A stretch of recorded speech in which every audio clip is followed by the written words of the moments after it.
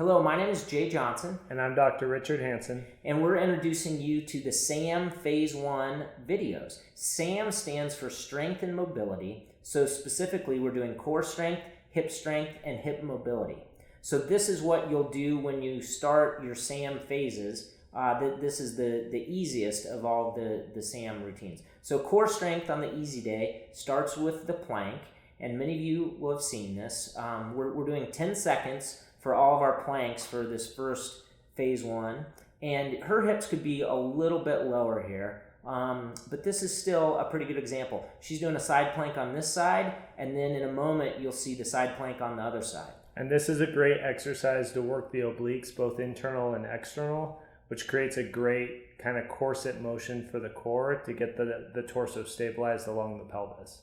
So we're not doing this so much to get a six-pack as to do what, Dr. Hansen? Build a dynamic ability for the abdominals to maintain stability as you're moving in all planes of motion with a lot of the future exercises you'll see. Now for the double hip bridge, this is a great exercise to engage the glutes and the hamstrings, but also open up the front part of the hip capsule and stretch the abdominal fascia. And that's a good example there, right? With how high her hips are going? Yeah, she did a great job of keeping them pretty stable on both sides. Folks, a lot of you have seen clams. We're just doing 6 clams this first week. This is going to help the glute med, and this is something a lot of you have maybe seen in a physical therapy setting or seen from magazines. These next 2 you probably won't have seen. Yeah, these are the reverse clams, and this is a great way to work some of your deep hip internal rotators, as well as get a dynamic range of motion going in and out of external and internal rotation. When you bring the leg up, you start working a little bit more of your lateral glute stabilizers along with the TFL to give you a little bit more stability at the hip. So folks, this is something that's going to look a little weird when you're doing it out of the track or out of the trail, but it's really important. This one, many of you have seen before if you've seen the Myrtle videos in the past, just lateral leg raise. So you're going to do 6 with your toe in, so you can see that she's pointing the toe in.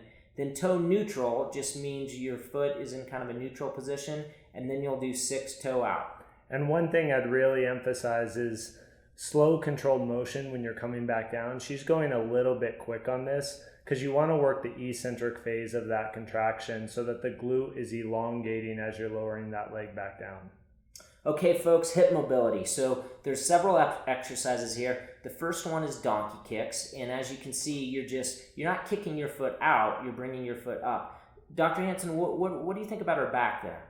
She could keep it a little bit more neutral. Ideally, what you're doing is bringing the knee up as high as your hip will allow without arching your lower back.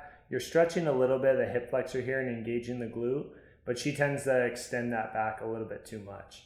With this one, with the donkey whips, you're incorporating a little bit of hip rotation while you're activating the glute, but you're also stretching medial hamstring when you bring that leg out to the side. So folks, this is something many of you have seen before. She is keeping her upper body nice and quiet on those.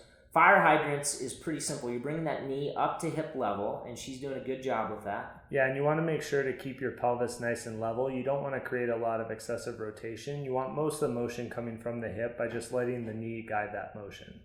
Now, on this one, Dr. Hansen, her knee is coming at about hip height. Is this a good example of that? Yeah, you're trying to accentuate the rotationary movement without, again, creating too much pelvic torsion. You just want nice, slow, controlled motion. And we're ending with cat-cows, something a lot of you have done in your yoga classes.